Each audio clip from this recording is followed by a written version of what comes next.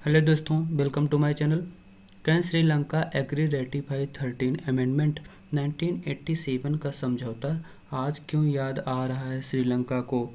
भारत और श्रीलंका के संबंध आर्थिक और सांस्कृतिक रूप से जुड़े हुए हैं, किंतु इन्हीं संबंधों को देखा जाए ना तो कई बार ऐसी कंडीशन आ जाती है कि भारत और श्रीलंका के हित अपने अपने टकराने लगते हैं, जिससे ये आमने सामने आ जाते हैं। अब कारण कोई भी हो, जैसे तमिल पीपल के अधिकारों की बात हो, या समुद्र में मछुआरों की मत्स्य पालन या मछली पालन के बारे में बात हो, या चाइना को लेकर इंडिया और श्रीलंका की पॉलिसी की बातें हों, इनके हित आपस में टकराने लगते हैं। अब बातें आती हैं, आज हम इन बातों पर बात करें कि इंडिया और श्रीलंका के बीच हुए समझौते पर, जिस समझौते को अभी तक श्रीलंका ने लागू नहीं किया है। ये समझौते श्रीलंका के 13 कॉन्स्टिट्यूशन अमेंडमेंट से जुड़े हुए हैं।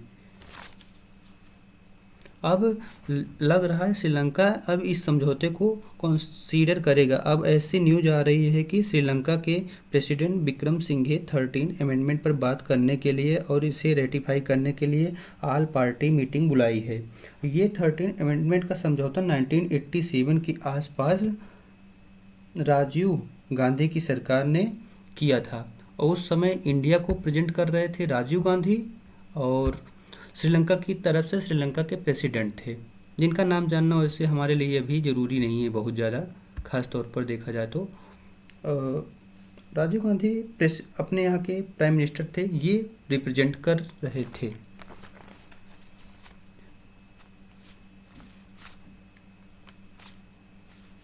श्रीलंका के क्षेत्र को देखा जाए ना तो इंडिया की तरह इंडिया में 28 स्टेट हैं, श्रीलंका में 9 प्रोविंस है। प्रोविंस स्टेट सेम होते हैं अप्रॉक्सीमेटली।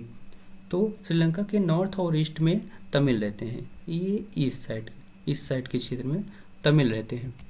और बातें की जाए नॉर्थ ईस्ट, ये तमिल पॉपुलेटेड कलर मार्क है, तमिल पॉपुलेटेड एरिया। श्रीलंका के कॉन्स्टिट्यूशन को फेडरल स्ट्रक्चर में मीन्स वहाँ पर सारी पावर सेंट्रल कंट्रोल करता है, जिनकी पॉपुलेशन अप्रॉक्सीमेट 75% है, मीन्स सिंगल पॉपुलेशन। तो इससे वहाँ तमिल को सेकेंड क्लास की सिटीजन जैसे ट्रीट किया जाता है। अब बातें करें क्या होता है 13 अमेंडमेंट। प्रत्येक राज्यों को भी कुछ संवैधानिक शक्तियाँ दी जाएँ। ये 13 अमेंडमेंट में इंडिया और श्रीलंका के बीच में साइन हुए अकॉर्ड थे, जिसमें यही बोली गई थी 3-4 चीज़ें मुख्य बातें हैं। जैसे प्रत्येक राज्यों को भी कुछ संवैधानिक शक्तियाँ दी जाएं। श्रीलंका वहाँ पर रह रहे तमिल लोगों को जैसे वो का सम्मान करे। श्रीलंका वहाँ पर रह रहे तमिल लोगों की भाषाएं या किसी और भी भाषाओं का सम्मान करे, जैसे इंग्लिश भाषा हो गई, या हर एक लैंग्वेज का सम्मान करे। वहाँ की अलगाववादी अगर सरेंडर करते हैं तो उनके प्रति सॉफ्ट होना थोड़ा सा। तमिल क्षेत्र में नॉर्थ ईस्ट में आपातकाल हटाना। श्रीलंका के यहाँ पर बहुत दिनों से चुनाव नहीं हुए, लगभग 1987 के बाद नहीं हुए भी होंगे, सक्सेसफुल नहीं रहे, और यहाँ पर चुनाव कराना। बट सेंटर ने कभी इन्हें लागू नहीं किया, और वहाँ की गवर्नमेंट ने इसे एक राजनीतिक मुद्दा बना लिया, जिनसे सिंगले और तमिल के बीच की खाई बढ़ती गई।